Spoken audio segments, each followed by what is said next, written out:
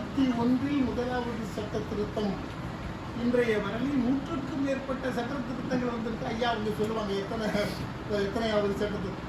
இன்றைக்கு கடைசியாக ஏற்பட்ட ஒரு சட்ட திருத்தம் என்பது இந்திய பீனல் கோட். அதை 3ஆக பிரித்து பண்ணியிருக்கான். தடா சட்டம், பொடா சட்டம்லாம் எவ்வளவோ கொடுமையான சட்டங்கள் எல்லாம் இந்த நாட்டிலே போட்டு விட்டார்கள். அந்த தடா சட்டத்தில் பொடா சட்டத்தில் இல்லாத அந்த நெருக்கடி நிலை காலத்திலே போடப்பட்ட அந்த சட்ட சரத்துக்களை எல்லாம் வீஞ்சுகின்ற அளவு இந்த 3 சட்ட திருத்த அமெண்ட்மெண்ட்ல உள்ள சொருகியிருக்காங்க. நீங்க ஆட்சியாளர்களும் போலீஸ்காரர்களும் நினைத்தால் எவ்வளவு வேணாலும் கைது செய்யலாம், எவ்வளவு நாள் வேணாலும் சிறைச்சாலையில போட்டு நொறுக்கி கொள்ளலாம். யாரும் கேள்வி கேட்க முடியாது. நீதிமன்றத்தில் 24 மணி நேரத்துக்குள்ள கொண்டு போய் ஒப்படைக்கணுமே, ஆஜர்படுத்தணுமேங்கிற கேள்விக்கே இடமில்லை என்கிற அளவுக்கு அப்படி ஒரு கொடூரமான ஒரு காலகட்டத்தில் நாங்கள் போய் கொண்டிருக்கிறோம்.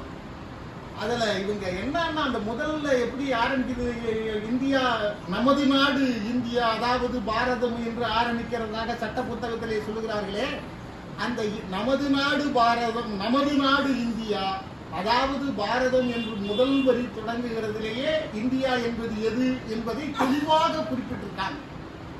இந்திய மாநிலங்களின் ஒன்றியம், இது இந்திய மாநிலங்களின் ஒன்றியம்.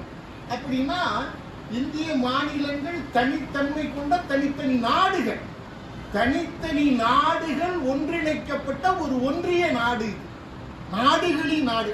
பள்ளி பிள்ளைகள் கூட இந்தியா ஏன் ஒரு துணை கண்டம், அதுக்கு பதில் சொல்றதுன்னா பல மொழி, பல பண்பாடு, பழக்க வழக்கங்கள் இருக்கிறதுனாலே தான் இது துணை கண்டம் என்று அழைக்கப்படுகிறதுன்னு சொல்றாங்க இல்லைங்களா? இந்த விளக்கம் போதாது, இது சரியில்லை.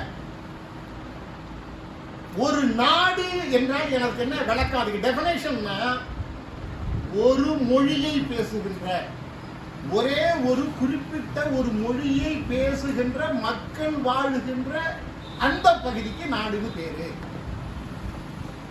அப்படி பல நாடுகள் அமைந்திருப்பதினால் இது கண்டம், துணைக்கண்டம். இந்தியா ஏன் கண்டம்னு சொல்றதுக்கு காரணம் பல நாடுகள் ஒன்றி இருக்கிறதுனால இது துணைக்கண்டம்னு சொல்றோம் பாருங்க.